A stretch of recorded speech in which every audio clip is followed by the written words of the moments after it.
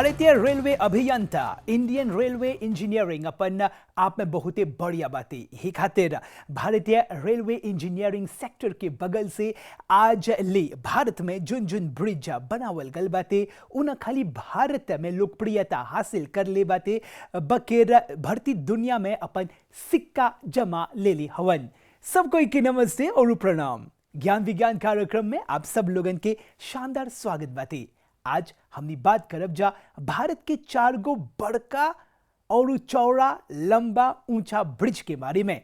जी हाँ, इमें Howrah bridge, Pamban bridge, Mumbai trans harbour link और चेनाब ब्रिज शामिल बाते।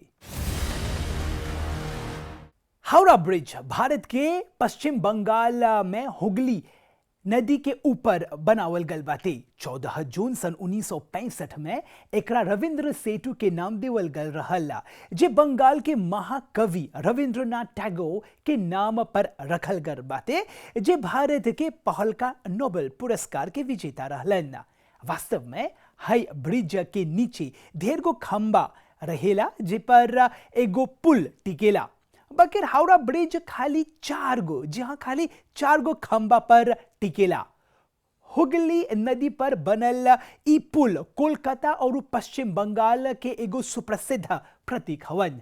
बंगाल के खाड़ी से उठे होला तूफान के झेल के रोज के रोज लगभग 1 लाख वाहन और 1.5 लाख से जस्ती पैदल यात्री के वहन करेला।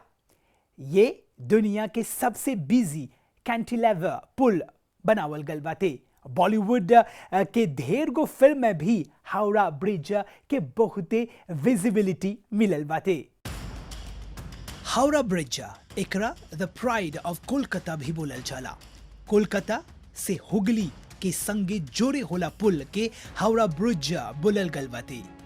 हाई ब्रिज भारत के सबसे व्यस्त पुल में से एक है। 26,500 टन स्टील के लोहा से ई पुल के सन 1936 में बनावल गल रहल। जब ई ब्रिज बन गल रहल त ई भारत के पहला और दुनिया के तीसरका सस्पेंडेड ब्रिज रहल। हावड़ा ब्रिज बने से अगे ही एगो पॉन्टून ब्रिज रहल, जे हावड़ा और कोलकाता के जोड़त हरल। वाहन माने के व्हीकल्स और हौजा के लोगन के आवाजाही खातिर पॉन्टून ब्रिज बनावल गल रहल। सन 1855 में हुगली नदी पर एगो नवा ब्रिज बनावे के एगो कमिटी गठित करल गल रहल। तब 1868 में एगो नवा ब्रिज बनावे के प्रस्ताव रखल गल रहल।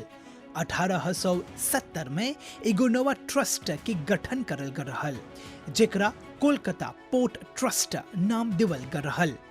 1874 के ई पॉन्टून ब्रिज के खोलल गल रहल, जेमे 22 लाख रुपया के खर्च हो रहल। ऐसन बड़का ब्रिज बनाए खातिर कई गो बरिस ले प्लानिंग होवत हरल।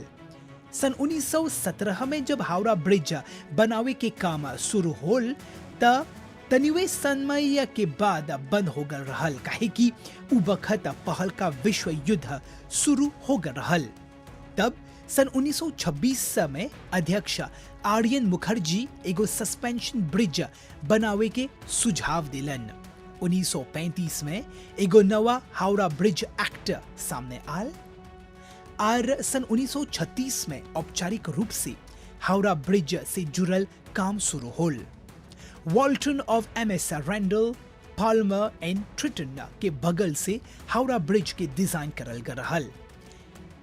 एमएस क्लीवलैंड इंजीनियरिंग कंपनी के बगल से ई ब्रिज बनावे के जिम्मा मिलल रहल। 26,500 टन के स्टील से ई ब्रिज बनावल गल रहल। ई ब्रिज के टोटल स्पान लंबाई है 705 मीटर। केजन फाउंडेशन के संगे ई ब्रिज बनावल गल रहल।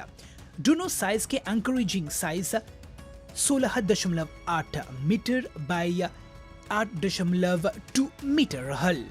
सन 1942 में ब्रिज से जुड़ल काम फिनी हो गल रहल। ई ब्रिज बनावे में लगभग 2.5 करोड़ रुपया के खर्च हो रहल। 14 जून सन 1965 के ई ब्रिज के नामकरण करल गल रहल रविंद्र सेतु, जे उ बखत के सबसे प्रसिद्ध और नोबेल पुरस्कार विजेता रविंद्रनाथ टैगोर के नाम पर रहल। पंबन ब्रिज भारत के तमिलनाडु राज्य में ब्रिटिश रेलवे के बगल से बनावल गल रहल। इ पुल के डिजाइन जर्मन इंजीनियर श करलन। इ पुल के निर्माण काल सन 1885 से लेकर सन 1914 के रहल। माने एक कोरी 9 बरिस ले इ पुल के बनावल गल बाटे। पंबन ब्रिज 145 कंक्रीट खंबा के ऊपर टिकल बाटे, जे लगभग 2000 किलोमीटर की सिग्नल रेल लाइन होला ब्रिज हवन। पंबन ब्रिज के उद्घाटन 24 फरवरी सन 1914 में हो रहल। उ बखत से सन 2009 ले इ भारत के सबसे लंबा समुद्री सेतु रहल। पंबन ब्रिज के खासियत त इ है कि ओकर ऊंचाई कमतीवे बाटे। त ऐसन देने में जब आप ट्रेन में इ पुल से गुजरत हवा त ऐसे बुझाला कि ट्रेन पानी के सतह पर चलता। कबो कबो तब पानी के जो झोंका बाटे उ कस के बहेला और पानी के फुहार एकदम ट्रेन के भीतरे चल जाला। ब्रिज 346 पंबन सेतु जे भारत के दक्षिण प्रांत पर स्थित बाटे। पंबन ब्रिज एगो ऐसन रेल ब्रिज है जे मंडपम और रामेश्वरम जैसन इलाका के जोड़ेला। इ भारत के दूसर का सबसे लंबा ब्रिज हवन जे समुद्र पर बनावल गल बाटे। पंबन ब्रिज की खासियत यह है कि उ दूसर जहाज हौजा से गुजरे खातिर उ दुबुत में खोलल जाला। सन 1914 में पंबन ब्रिज समुद्र पर बनावल गल रहल। उ बखत टेलीविजन एगो सपना रहल। रॉकेट साइंस जैसन शब्द उ बखत भारत में नहीं रहल। बकिर पंबन ब्रिज में 144 गाइडर्स और 11 टन के रेल्स बाटे। और जोन ट्रेन इ ब्रिज से गुजरेला वो काफी पॉपुलर बाटे। जैसे कि जाने लजा कि रामेश्वरम भारत के 4 धाम में से एगो तीर्थ स्थान हवन। त हैजा ढेर जना पूजा करे के रामेश्वरम आवेलन जा। साल 2014 में पंबन ब्रिज अपन 100वीं वर्षगांठ मनैलन। 2019 में एगो नवा पंबन ब्रिज बनावे के विचार आल और काम भी शुरू हो गल बाटे। है नवा पंबन ब्रिज के एगो वर्टिकल लिफ्ट रही जे 100 स्पैन्स और 2 किलोमीटर की दूरी पर फैलल रही। 3 मीटर ऊंचाई पर रही। नवा पंबन ब्रिज भारत के सबसे लंबा वर्टिकल ब्रिज रही। Mumbai trans harbour link 22 kilometre के ई एगो ऐसन लंबा ब्रिज है जेमे 6 गो लेन रही। हाई पुल के 16.5 किलोमीटर के हिस्सा समुद्र पर बा और 5.5 किलोमीटर धरती पर बाटे। जापान इंटरनेशनल कोऑपरेशन एजेंसी नाम होला कंपनी के मदद से इ पुल बनावल गल बा। मुंबई के लोग इ पुल के जरिए सेंट्रल मुंबई के सीवरी से नेवी मुंबई के शिवाजी नगर ले खाली 20 मिनट में सकियंजा पहुंच जाए। मुंबई ट्रांस हार्बर लिंक के माध्यम से पुणे, गोवा और बेंगलोर लेके दूरी भी आर जस्ती कमती हो गल बाटे। हाई पुल जब ऑपरेशनल हो जाए त इ पर 70,000 गाड़ी सकी गुजरे। Mumbai trans harbour link Bharat के सबसे लंबा ब्रिज हवन। इ भारतीय अभियंता माने कि इंडियन इंजीनियरिंग के एगो अच्छा मिसाल हवन।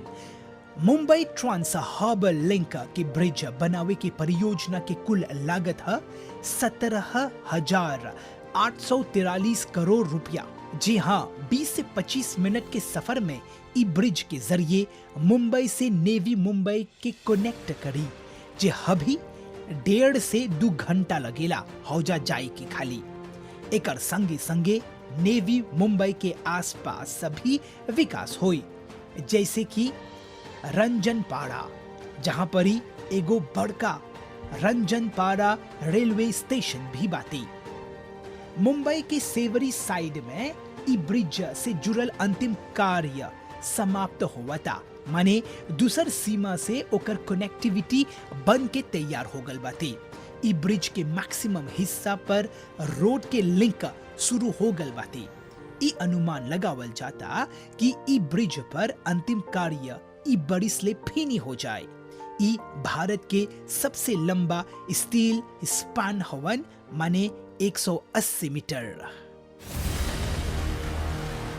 भारतीय इतिहास में ब्रिज इंजीनियरिंग के बेजोड़ नमूना है चेनाब ब्रिज, जे दुनिया के सबसे बड़का रेलवे ब्रिज बन के तैयार हुआ था। ये ब्रिज भारत के कश्मीर घाटी के नदी चिनाब से बाकी भारत की जोड़े के काम करता। ये परियोजना साल 2004 में शुरू हो रहा। भारतीय रेलवे के इस सबसे बड़का ब्रिज बनाए खातिर 1300 से जस्ती काम करवा और 300 से जस्ती इंजीनियर्स रात दिन के एक करके मेहनत करत हवन जा। ये पुल दुनिया के सबसे ऊंचा ब्रिज के उपाधि मिले के भी संभावना बाते, माने ऊंचाई 359 मीटर के बाते और लंबाई 1315 किलोमीटर।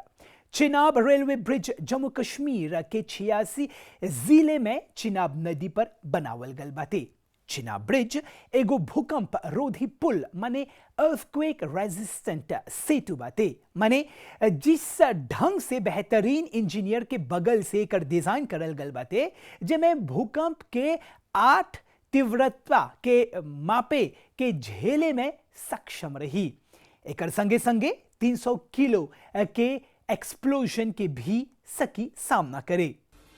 कश्मीर के सुंदर वादी में बनावल जाता एगो अजूबा दुनिया के सबसे ऊंचा ब्रिज चिनाब ब्रिज, जेकर लेंथ 1315 मीटर लंबा, नदी के तल से 359 के ऊंचाई पर बनल और 467 मीटर पर हाई पुल फैलल बाती।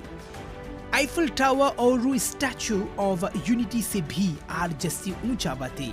ई बखत भारतीय इंजीनियरिंग कंपनी के बगल से चिनाब ब्रिज से जुड़ल निर्माण कार्य हुआ था। ई ब्रिज दूर दराज माने कि रिमोट लोकेशन के जोड़े के काम करी। कमाल के बात त ई है कि ई ब्रिज बनाए खातिर 25,000 टन के स्टील के आवश्यकता पड़ल, माने आईफल टावर से लगभग 3 गुना जस्ती।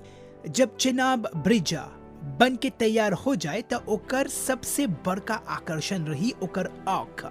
जी हाँ, लगभग 2.5 बरिस में केबल क्रेन्स की मदद से ई ब्रिज के आँख बनावल गल बाते। हाई ब्रिज बनावे के न खाली ओकर खूबसूरती ही बकिर कई गो पहलू पर भी ध्यान देवल गल बाते। चिनाब ब्रिज -20 डिग्री सेल्सियस जैसे न्यूनतम तापमान और 260 किलोमीटर प्रति घंटे के रफ्तार होला तूफानी हवा आसानी से झेले के क्षमता रखेला। एकर ढांचा उतना मजबूत बाते कि साल 2001 के गुजरात के प्रचंड माने के हाई मैग्नीट्यूड होला भूकंप भी सकी सहे। रियासी जिले में चिनाब ब्रिज बनता। ई न खाली कौरी और बक्कल गांव के जोड़ी बकिर कश्मीर से कन्याकुमारी ले सीधा रेलवे भी मददगार साबित रही। चिनाब ब्रिज न खाली यातायात के रास्ता खोल दे बकिर सामाजिक और आर्थिक विकास खातिर भी मदद दे। चिनाब ब्रिज परियोजना के साकार करे खातिर भारतीय इंजीनियरिंग के एगो बड़का भूमिका बाते, माने 300 इंजीनियर्स ई पर काम करत हवन जा और 1300 से जस्ती काम करवा। भारत के वैदिक काल में पुल बनावे के एगो जुनून रहल, काहे कि राम सेतु बनावे के उ बखत में भी एगो दूसर व्यवस्था हो रहल। बाद में त नासा के बगल से राम सेतु के पहचान माने कि आइडेंटिफिकेशन हो रहल। सेतु, पुल या फिर लिंक इस सब एक पार से हौ पार जार के मदद देवेला। आज हमनी भारत के कई गो ब्रिज के बारे में जस्ती जानकारी हासिल कर लीजा। आवत बुध के एगो ऐसन ज्ञानवर्धक और रोचक विषय लेके आवब जा। तबले अभ्युदय के बगल से सब कोई के नमस्ते और प्रणाम।